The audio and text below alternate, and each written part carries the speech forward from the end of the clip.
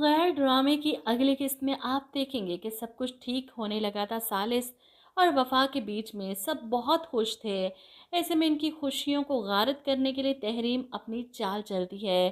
وفا کو اعتماد میں لے کر اسے جان بوجھ کر گولیاں کھلواتی ہے، اور وہ جو ڈر رہی تھی کہ پھپھو کہیں کچھ ہو نہ جائے، ایسے میں تحریم تسلی دیتی ہے، میں ہوں نا، میں تمہارے ساتھ کچھ نہیں ہونے دوں گی، بس تھوڑی سی گولیاں کھانا جس سے تمہیں کچھ نہیں ہوگا، میں ٹائم نوٹ کروں گی اور تمہیں بچا لوں گی، شور مچا دوں گی، تم پریشان مت ہو۔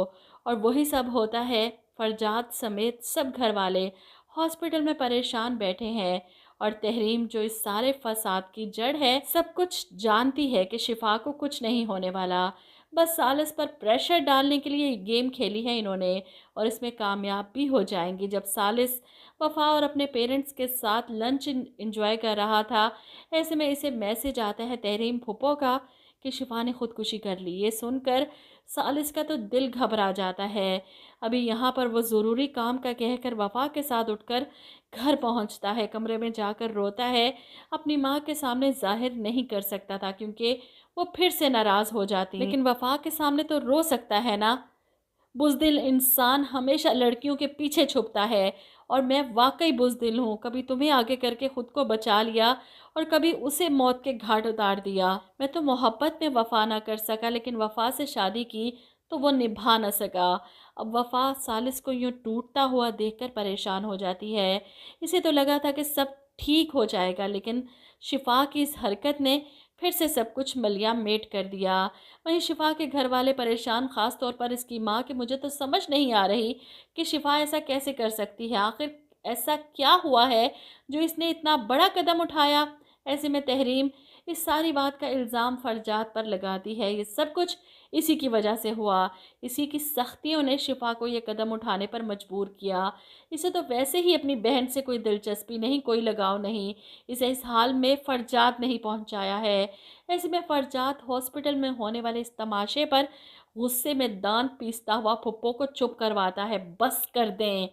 اب یہاں پر آپ دیکھیں گے کہ سالس اور وفا آتے ہیں ہاسپٹل شفا کے بارے میں پوچھنے کہ وہ ٹھیک تو ہے، اور یہیں پر تحریم موقع ملتے ہی سالس کو گھیر لیتی ہے تاکہ اسے گلٹی فیل کرا سکے، اسے جتا سکے کہ اس نے اپنی جان کی بازی لگا دی تمہاری محبت کی خاطر، اور اسے کیا ملا؟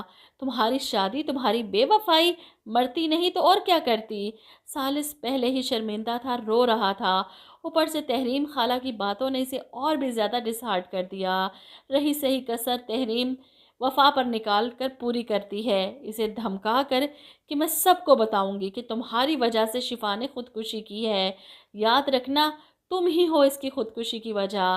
اب اس سچویشن پر سالس اس کا ساتھ بھی نہیں دے سکتا، نہ ہی اپنی خالہ کو چپ کروا سکتا ہے۔ وفا روتی ہے کہ میں نے کیا کیا ہے، میرا کیا قصور اس سب میں؟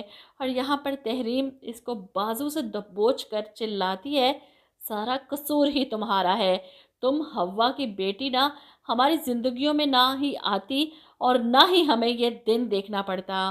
تحریم کبھی بھی یہ سچائی سب کے سامنے نہیں آنے دے گی کہ شفا نے سالس کی وجہ سے خودکشی کی، اس طرح تو وفا کی سچائی سب کے سامنے آ جائے گی اور وفا بے گناہ ثابت ہو جائے گی۔